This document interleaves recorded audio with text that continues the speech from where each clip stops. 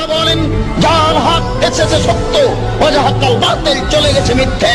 ইন্নাল বাতিলা, নিশ্চয় মিথ্যে, কানা যাহুকা, চিরদিন মিথ্যে।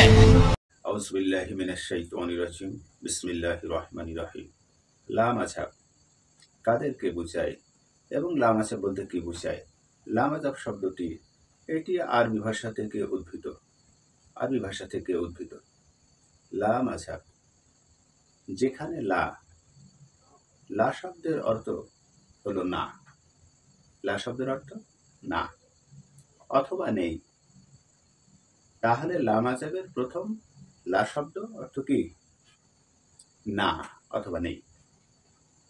এবং মাযহাব এর অর্থ হচ্ছে মতবাদ। মাযহাবের অর্থ হচ্ছে মতবাদ অথবা আইনে স্কুল। মতবাদ অথবা আইনে স্কুল, এটা হচ্ছে মাযহাব। আইনে স্কুল অথবা মতবাদকে বলা হয় মাযহাব।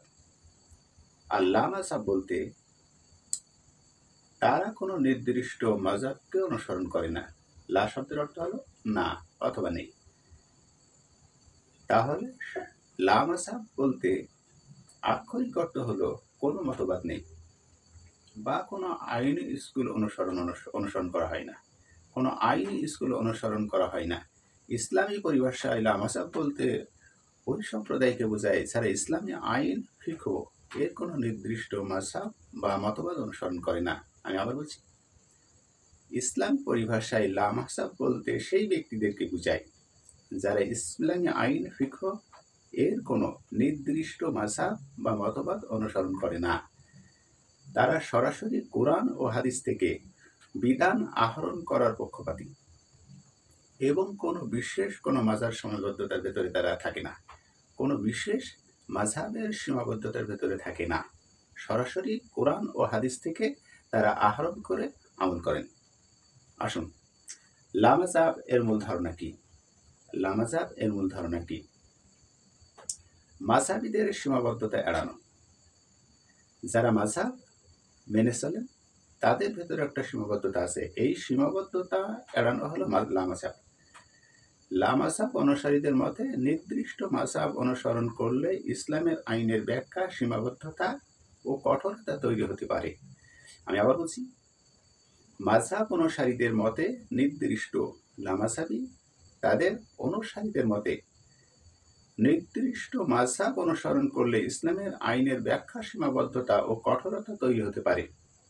তারা মনে করেন সরাসরি কোরআন ও হাদিস থেকে বিধান বের করা উচিত। লা মাযহাবীরা এটা মনে করেন সরাসরি কোরআন ও হাদিস থেকে বিধান বের করা উচিত, যাতে সময় ও পরিস্থিতির পরিবর্তনের সাথে ইসলামের আইনকে প্রাসঙ্গিক রাখা যায়। এটা লা মাযহাবীদের একটা মূলনীতি। এবার আসুন 2 নম্বর পয়েন্ট, প্রাথমিক উৎসের উপর নির্ভরতা। উৎসের উপর নির্ভরতা। এই দৃষ্টিভঙ্গির সমর্থকরা বিশ্বাস করেন যে ইসলামের প্রাথমিক উৎস কোরআন ও হাদিস। ইসলামের প্রাথমিক উৎস কোরআন ও হাদিস যথেষ্ট, এবং এই মতে ইসলামী বিধান বোঝার ও প্রয়োগ করা যথেষ্ট। তারা মাযহাবগুলির মধ্যবর্তী স্তরকে এড়িয়ে সরাসরি উৎস থেকে জ্ঞান আহরণ করতে চান। এটা হলো লা মাযহাবীদের দৃষ্টিভঙ্গি। এই দৃষ্টিভঙ্গির সমর্থকরা বিশ্বাস করেন যে ইসলামের প্রাথমিক উৎস কোরআন ও হাদিস যথেষ্ট, এবং এগুলো ইসলামী বিধান বোঝার ও প্রয়োগ করার জন্য যথেষ্ট। তারা মাযহাবগুলোর মধ্যবর্তী স্তরগুলোকে এড়িয়ে সরাসরি উৎস থেকে জ্ঞান আহরণ করতে চান। এটা লা মাযহাবীদের নীতি। এবার আসুন 3 নম্বর পয়েন্ট, ইজতিহাদের গুরুত্ব। যারা ইজতিহাদ করেন তাদের গুরুত্ব। আর এটা হলো 3 নম্বর পয়েন্ট, লা মাযহাব অনুসারীগণ ইজতিহাদ, স্বাধীন চিন্তা ও গবেষণার মাধ্যমে ইসলামী বিধান বের করা এর ওপর জোর দেন। তারা মনে করেন যে প্রত্যেক মুসলিমের উচিত নিজ গবেষণা করে ইসলামের বিধান বোঝা এবং প্রয়োগ করা। এটা হলো 3 নম্বর পয়েন্ট, ইজতিহাদের গুরুত্ব। আমি আবার বলছি, লা মাযহাবের অনুসারীগণ ইস্তিহাদের স্বাধীন চিন্তা ও গবেষণার মাধ্যমে ইসলামী বিধান বের করা এর ওপরে জোর দেন। তারা মনে করেন যে প্রত্যেক মুসলিমের উচিত নিজে গবেষণা করে ইসলামী বিধান বোঝা এবং প্রয়োগ করা, এটা তাদের চিন্তাধারা। এবার আসুন সমালোচনা। যারা সমালোচনা করেন লামাজীবীদের নিয়ে, তাদের চিন্তাধারা কি? এই সমালোচনা লামাজাব এর সমালোচকরা মনে করেন যে মাযহাবগুলি ইসলামী আইন প্রচার ও প্রয়োগ করার জন্য একটি সুসংগঠিত ও পরীক্ষিত কাঠামো প্রদান করে। তারা মাযহাব কেন মানতে হবে? যারা মাযহাবপন্থী, এটা তাদের দৃষ্টিভঙ্গি লামাযহাবীদেরকে বলছে।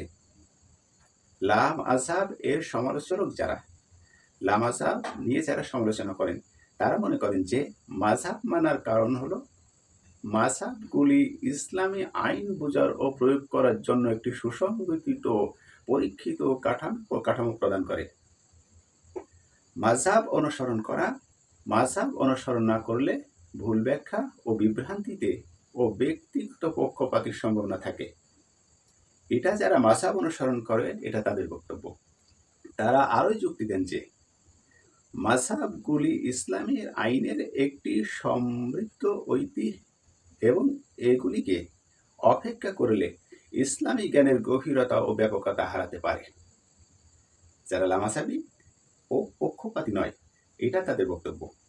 আমরা কেন মাযহাব মানি? এবার আসুন উপসংহার দেখি আমরা। লামাযহাবের সঠিক ব্যাখ্যা হলো ইসলামের আইনের ক্ষেত্রে কোনো নির্দিষ্ট মাযহাবের সীমাবদ্ধতা এড়িয়ে সরাসরি কোরআন ও হাদিস থেকে বিধান আহরণ করার পদ্ধতি তারা করে। এটি একটি স্বাধীন ও প্রাসঙ্গিক দৃষ্টিভঙ্গি। তবে এর সঠিক প্রয়োগের জন্য গভীর ইসলামী জ্ঞান ও গবেষণা প্রয়োজন আছে। তাহলে এই মর্মে পরিষ্কার হওয়া গেল যে যারা লামাযহাবী দাবি করেছে, তাদের দাবি হলো সরাসরি কোরআন ও সুন্নাহর আলোকে আমরা ইজতিহাদ করি। এই বিষয় নিয়ে ছাড়া পারদর্শক সরাসরি কোরআন ও সুন্নাহ থেকে ফতোয়া বের করে সেই অনুযায়ী আমল করে। তাদেরকে বলা হয় মুফতি। আর মুফতিদের কাছ থেকে যারা ফতোয়া আহরণ করে এবং সেই অনুযায়ী চলে, তাদেরকে বলা হয় মাযহাবপন্থী। কারণ মুফতি হলো লামাযহাবী, তার কারোর অনুসরণ করা লাগে না। সে সরাসরি কোরআন ও সুন্নাহ থেকে ফতোয়া আহরণ করে সেই অনুযায়ী সে ফতোয়া দেয় এবং সেই অনুযায়ী সে আমল করে। সেক্ষেত্রে যেমন ইমাম আবু হানিফা, ইমাম মালিক রহমতুল্লাহ আলাই, ইমাম আহমদ ইবনুল হাম্বল রহমতুল্লাহ আলাই এবং ইমাম শাফি রহমতুল্লাহ আলাই, তারা যেভাবে ইজতিহাদ করেছে, সেই ইজতিহাদ অনুযায়ী যারা চলে, তাদেরকে বলা হয় মাযহাবপন্থী। আর ওই চার ইমাম, তাদেরকে যে দৃষ্টিভঙ্গি, তারা কোরআন ও সুন্নাহ থেকে সরাসরি ইজতিহাদ করেছে এবং সেই অনুযায়ী তারা আমল করেছে, তাহাতে তাদেরকে বলা হয় লামাযহাবী। এক্ষেত্রে বর্তমান ছাড়া মুক্তি আছে। কোনো ইমামের কিতাব পড়ার প্রয়োজন মনে করেন না, কোনো চার ইমামের ফতোয়া প্রয়োজন মনে করে না, সরাসরি কোরআন ও সুন্নাহর আলোকে ইজতিহাদ করে ফতোয়া দেন, এরা হলেন লামাযহাবী। এবং এদের যারা অনুসরণ করেন, কোনো মুক্তির কাছে ফতোয়া নেই, যারা নেই, তাদেরকে বলা হয় মাযহাবপন্থী। তাহলে পৃথিবীতে এমন কোনো ইসলামী অনুসারী লোক, এমন কোনো ইসলামী অনুসরণকারী ব্যক্তি পাওয়া যাবে না যে ইমাম শাফি, ইমাম মালিক, ইমাম আহমদ ইবনে হাম্বল এবং ইমাম যারা চার ইমাম আছেন, এই চার ইমামের কোনো কিতাব পড়া প্রয়োজন মনে করিনি। তাহলে এখানে পরিষ্কার হলো যে যারা চার ইমামের কোনো কিতাবের অনুসরণ করে না, সরাসরি কোরআন এবং সুন্নাহর আলোকে ইজতিহাদ করে, তাদেরকে বলা হয় লামাযহাবী। তাহলে পরিষ্কার হলো যে চার ইমাম ছিল লামাযহাবী এবং সেই চার ইমামের অনুসরণ যারা করেছে তারা হলো মাযহাবপন্থী। এবং বর্তমান যারা মুফতি আছে, তারা যদি চার ইমামের কোনো ফতোয়ার অনুসরণ করে থাকেন, তাহলে সেই পথ অনুযায়ী সে মাযহাবপন্থী। যদি কোনো চার ইমামের অনুসরণ না করে থাকেন, সরাসরি কোরআন সুন্নাহর আলোকে ফতোয়া দেন, তাহলে তারা হলেন লামাযহাবী। তাহলে মাযহাবপন্থী ছাড়া পৃথিবীতে কোনো লোক পাওয়া যাবে না।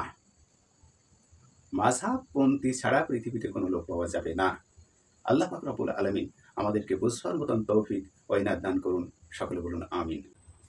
এখন আসুন, নবী করিম সাল্লাল্লাহু আলাইহি সাল্লামের মাযহাব ছিল কিনা, আর সেটা কোরআন সুন্নাহর আলোকে আমরা আলোচনা করার চেষ্টা করব ইনশাআল্লাহ। কোরআন এবং সুন্নাতে মাযহাব ছিল কিনা। কোরআন এবং সুন্নাতে মাযহাবের দিক নিদর্শন দেখানো হয়েছে এবং কোরআন সুন্নাহর আলোকে মাযহাব মানার কথা বলা হয়েছে। আমরা প্রথমে আলোচনা করি মুহাম্মদ সাল্লাল্লাহু আলাইহি সাল্লাম কার অনুসরণ করেছিলেন। সরাসরি আল্লাহর অনুসরণ করেছিলেন নাকি জিবরাইল আমিনের অনুসরণ করেছিলেন? সরাসরি আল্লাহর অনুসরণ করেছিলেন যখন তিনি মেরাজে গিয়েছিলেন। তার আগে নবী করিম সাল্লাল্লাহু আলাইহি সাল্লাম অনুসরণ করেছিলেন কার? জিবরিল আমিনের। আর জিবরিল আমিন অনুসরণ করেছিলেন কার? মহান আল্লাহ পাক রব্বুল আলামিনের। তাহলে মহান আল্লাহ পাক রব্বুল আলামিন তিনার কারোর অনুসরণ করা লাগে না। তিনার কারো জন্ম দেয়নি এবং তিনি কাউকে জন্ম দেয়নি এবং তিনার কারো পরামর্শদাতা লাগে না। তিনি এক অদ্বিতীয় ছিলেন, আছেন এবং থাকবেন, যার কোনো মৃত্যু নেই, যার কোনো পরিবর্তন নেই। তিনি হলেন আইনদাতা, তিনি হলেন বিধানদাতা। তাহলে তিনিও আইন বিধান দিয়েছিলেন কার কাছে? জিবরিল আমিনের কাছে। যা দিয়ে বলে এসো মুহাম্মদ সাল্লাল্লাহু আলাইহি সাল্লামকে। তাহলে মুহাম্মদ সাল্লাল্লাহু আলাইহি সাল্লাম ফলো করেছিলেন জিবরিল আমিনকে অর্থাৎ আল্লাহকে, আর মুহাম্মদ সাল্লাল্লাহু আলাইহি সাল্লামকে ফলো করেছিলেন কারা? সাহাবায়ে কেরামরা। তাহলে মাযহাব যদি হয় আইনি স্কুল, তাহলে সাহাবায়ে কেরামদের আইনি স্কুল ছিল মুহাম্মদ সাল্লাল্লাহু আলাইহি সাল্লাম, আর মুহাম্মদ সাল্লাল্লাহু আলাইহি সাল্লামের আইনি স্কুল ছিল মহান আল্লাহ। এখানে পরিষ্কার যে তাবিনরা মুহাম্মদ সাল্লাল্লাহু আলাইহি সাল্লামকে জীবিত পাননি। তাহলে তাবিনরা কাদের অনুসরণ করেছিলেন? কোথায় কোন সাহাবী আছে এই দেশ থেকে ওদেশে গিয়েছিলেন একটি হাদিস আহরণ করার জন্য এবং একটি হাদিসের ভুল আছে না সঠিক আছে সেটাকে যাচাই করার জন্য। তাহলে তাদের মাযহাব ছিল কারা? খোলাফায়ে রাশিদিনরা। আপনি যত হাদিস পড়বেন সমস্ত হাদিস সব সাহাবায়ে কেরাম থেকে এসেছে। মুহাম্মদ সাল্লাল্লাহু আলাইহি সাল্লাম বলেছেন আর সাহাবায়ে কেরামরা সেটা লিখে রেখেছেন, মুখস্থ করে রেখেছিলেন। তাহলে সাহাবায়ে কেরামদের বাদ দিয়ে আপনি মুহাম্মদ সাল্লাল্লাহু আলাইহি সাল্লামের কোনো হাদিস এবং কোরআনের কোনো আয়াত আহরণ করতে পারবেন না। তাহলে এখানেও বোঝা যাচ্ছে যে সাহাবায়ে কেরামদের মাযহাব ছিল মুহাম্মদ সাল্লাল্লাহু আলাইহি সাল্লাম, আর তাবিনদের মাযহাব ছিল সাহাবায়ে কেরাম। তারপরে এসেছিলেন তাবিনরা। তারা সাহাবায়ে কেরামদেরকে পাননি, তারা অনুসরণ করেছিলেন তাবিনদের। তাদের লেখা বই এবং কোরআন সুন্নাহর আলোকে তারা কি বলেছিলেন এবং তারা আইন স্কুলের মাধ্যমে কিভাবে ফয়সালা দিয়েছিলেন তারা সেটা অনুসরণ করেছিলেন। এরপর এসেছিলেন 4 ইমাম। তাহলে 4 ইমাম তারা কাদের অনুসরণ করেছিলেন? এখানে আমরা পরিষ্কার হলাম যে মাযহাব ছাড়া কোনো ব্যক্তি ইসলামের শরিয়াতে প্রবেশ করতে পারেননি, ইসলাম শরিয়ার জ্ঞান আহরণ করতে পারেননি।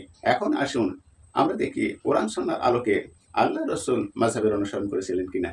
যে মাযহাব ছিল সরাসরি আল্লাহর অনুসরণ করা। আল্লাহর কোনো মাযহাব ছিল না, মাযহাব ছিল মুহাম্মদ সাল্লাল্লাহু আলাইহি সাল্লাম আল্লাহর অনুসরণ করা। এরা কোরআন সুন্নাহর আলোকে প্রমাণিত হয় কিনা। সাহাবায়ে কেরামদের মাযহাব ছিল রাসূল সাল্লাল্লাহু আলাইহি সাল্লাম, এটা কোরআন সুন্নাহর প্রমাণ হয় কিনা। তাবিনদের মাযহাব ছিল সাহাবায়ে কেরামরা, এটা কোরআন সুন্নাহর আলোকে প্রমাণ হয় কিনা। তাবিনদের মাযহাব ছিল কোরআন সুন্নাহর আলোকে প্রমাণ হয় কিনা।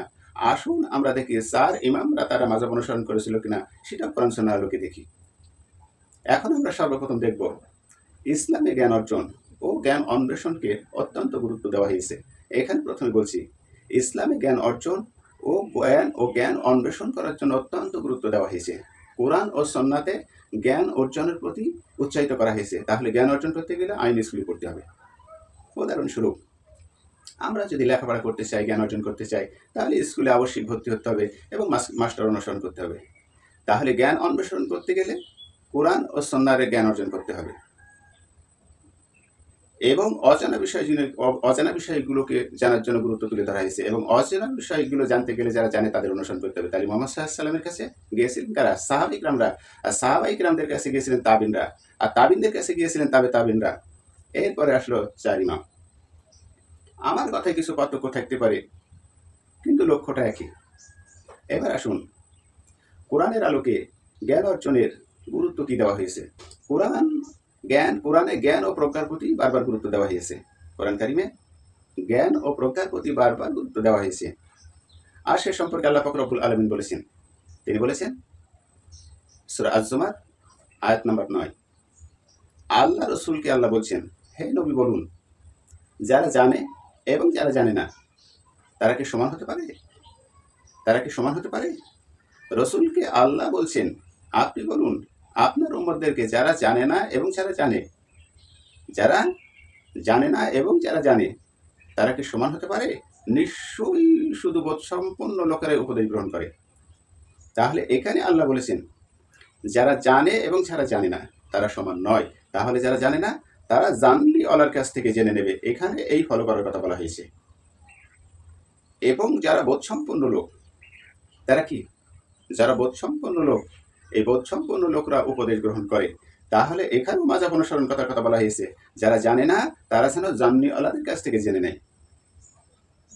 তা মাযহাব অর্থ হচ্ছে আইনি স্কুল, যেখান থেকে সঠিক ফতোয়া নেওয়া হয়।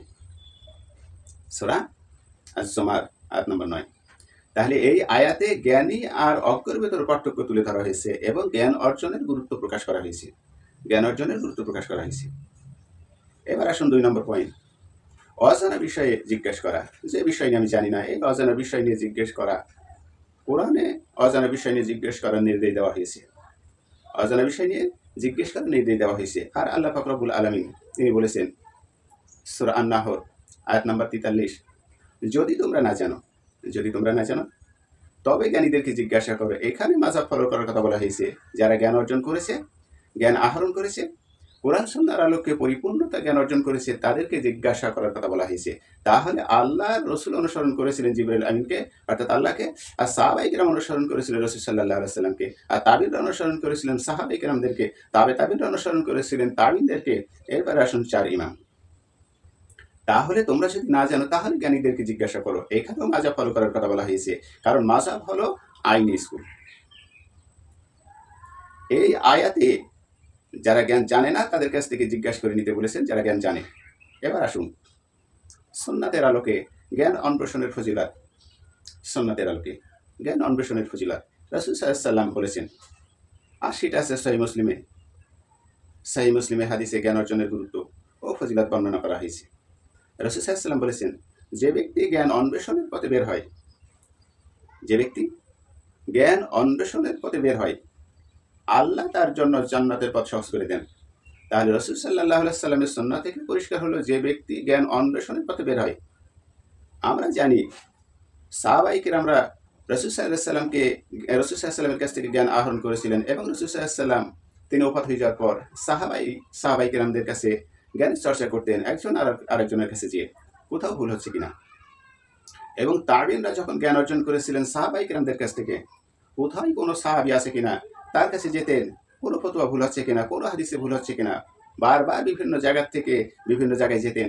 আমরা ইতিহাস থেকে জানি, উদাহরণস্বরূপ ইসলামের মূল উৎস হলো কোরআন এবং দ্বিতীয় উৎস হলো সুন্নাহ। তারপরে ইসলামের ইতিহাস আছে যা আল বেদায়া অন্নেহা ইনশাআল্লাহ আল্লাহ পাক রব্বুল আলামিন আল বেদায়া অন্নেহা এটা আমাকে 11 খণ্ড পর্যন্ত পড়ার তৌফিক ইনায়াত দান করেছেন ইনশাআল্লাহ। তাহলে রাসূল সাল্লাল্লাহু আলাইহি ওয়াসাল্লাম বলেছেন, যে ব্যক্তি জ্ঞান অন্বেষণের পথে বের হয় আল্লাহ তার জন্য জান্নাতের পথ সহজ করে দেন। তাহলে এখানেও মাযহাবের অনুসরণ করার কথা বলা হয়েছে, কারণ মাযহাব শব্দের অর্থ হচ্ছে আইন স্কুল।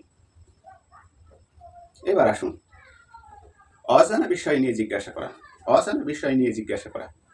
রাসূল করিম সাল্লাল্লাহু আলাইহি ওয়াসাল্লাম অজানা বিষয় নিয়ে জিজ্ঞাসা করার জন্য উৎসাহিত করেছিলেন। অজানা বিষয় জিজ্ঞেস করে জেনে নেওয়ার জন্য উৎসাহিত করেছিলেন রাসূল সাল্লাল্লাহু আলাইহি ওয়াসাল্লাম। এখন আপনি যেটা জানেন না সেটা কার কাছে জিজ্ঞাসা করবেন? রাসূল সাল্লাল্লাহু আলাইহি ওয়াসাল্লাম বলেছেন, 80টা আছে ইবনে মাজাহ এই হাদিস শরীফে রাসূল সাল্লাল্লাহু আলাইহি ওয়াসাল্লাম বলেছেন, জ্ঞান হলো গায়বে ধন। যদি তা গায়ব থেকে প্রকাশ পায় তবে শুধু জিজ্ঞাসার মাধ্যমেই পাওয়া যায়। তাহলে আল্লাহ যার হিদায়াত করবেন তার কলমের ভেতরে জ্ঞান আহরণের জন্য উৎসাহিত করবেন। জ্ঞান আহরণের জন্য সে ব্যাকুল হয়ে পড়বে, সে তালাশ করবে, আমি ইসলাম ধর্ম পালন করবো, এই বিষয় নিয়ে জ্ঞান অর্জন করবো, সে ব্যাকুল হয়ে পড়বে। তাই আল্লাহ রাসূল সাল্লাল্লাহু আলাইহি ওয়াসাল্লাম বলেছেন, জ্ঞান হলো গায়বের ধন। যদি সে গায়ব থেকে প্রকাশ পায় তাহলে ওই ব্যক্তি শুধু জিজ্ঞাসার মাধ্যমেই পেয়ে যায়। তাহলে এখানেও বলেছে জিজ্ঞাসার মাধ্যমে পেয়ে যায়, অতএব অন্যের কাছে জিজ্ঞাসা করতে বলেছেন সেই জ্ঞান অর্জন করার জন্য। এখানেও মাযহাব অনুসরণের কথা বলা হয়েছে, কারণ মাযহাব হলো আইন স্কুল, যেখান থেকে আইন পাশ করা হয়। এই হাদিসেও অজানা বিষয়ে জিজ্ঞাসার মধ্যে জ্ঞান অর্জন করার কথা বলা হয়েছে। এবার আসুন উপসংহার। ইসলামে জ্ঞান অর্জন ও অজানা বিষয় নিয়ে জিজ্ঞাসা করার প্রতি বিশেষ গুরুত্ব দেওয়া হয়েছে। ইসলামে জ্ঞান অর্জন ও অজানা বিষয়ের প্রতি জিজ্ঞাসা করার প্রতি বিশেষ গুরুত্ব দেওয়া হয়েছে। কোরআন ও সুন্নাহ উভয় জ্ঞান অন্বেষণকে ঈমানের অংশ হিসেবে বিবেচনা করে। কোরআন ও সুন্নাহ উভয় জ্ঞান অন্বেষণকে ঈমানের অংশ হিসেবে বিবেচনা করে এবং অজানা বিষয়কে জ্ঞানীদের কাছ থেকে জিজ্ঞাসা করতে উৎসাহিত করে। তাই যেই বিষয় নিয়ে জ্ঞান নেই তা জ্ঞানীদের কাছ থেকে জিজ্ঞাসা করো, ইসলামে শিক্ষার অংশ। তাহলে আমরা এখানে জানলাম যে বিষয় নিয়ে আলোচনা করলাম, আমরা সহজটা বুঝতে পেরেছি মাযহাব ছাড়া পৃথিবীতে কোনো মানুষ কোনো পথ খুঁজে পাবে না, বিশেষ করে ধর্মীয় পথ। সে মাযহাব সম্পর্কে হয়তো সে জ্ঞান রাখে না। আল্লাহ পাক রব্বুল আলামিন আমাদেরকে বুঝবার মতন তৌফিক ও ইনায়াত দান করুন এবং সমস্ত মুসলিম জাতিকে এক কাতারে দাঁড় করানোর জন্য আমি বিশেষভাবে অনুরোধ করব। আল্লাহ পাক রব্বুল আলামিন বলেছেন, আর সেটা মুহাম্মদ সাল্লাল্লাহু আলাইহি ওয়াসাল্লামের কাছে ওহী হয়েছে, এই কথা বলেছেন যে বনী ইসরাঈলদের ভিতরে ৭২ ভাগে বিভক্ত হয়েছে, আর আমার উম্মতের ভিতরে ৭৩ ভাগে বিভক্ত হবে। আমাদেরকে বিভক্ত করতে বলেনি, রাসূল সাল্লাল্লাহু আলাইহি ওয়াসাল্লাম এখানে সংজ্ঞা দিয়েছেন। আমরা সমস্ত মতভেদ মতনৈক্য দূর করে আমরা এক কাতারে শামিল হব, কারণ ৭২ ভাগ যাবে জাহান্নামে আর ১ ভাগ যাবে জান্নাতে, যারা থাকবে কোরআন ও সুন্নাহর ভিতরে। আর আল্লাহ রাসূল সাল্লাল্লাহু আলাইহি ওয়াসাল্লাম বিদায় হজে সেটাই বলে গেছেন, দুটো জিনিস তোমাদের মাঝে রেখে গেলাম, একটা হচ্ছে আমার আল্লাহর কোরআন আর একটা হলো আমার সুন্নাহ। যারা মাটির দাঁত দিয়ে এটা আঁকড়ে ধরবে তারা কখনো পথভ্রষ্ট হবে না। আল্লাহ পাক রব্বুল আলামিন আমাদেরকে বুঝবার মতন তৌফিক ইনায়াত দান করুন, সকলে বলুন আমিন। এবং এই ভিডিওটা বেশি বেশি শেয়ার করার প্রয়োজন আছে, যাতে মুসলিম সমাজ একত্রিত হতে পারে। ধন্যবাদ।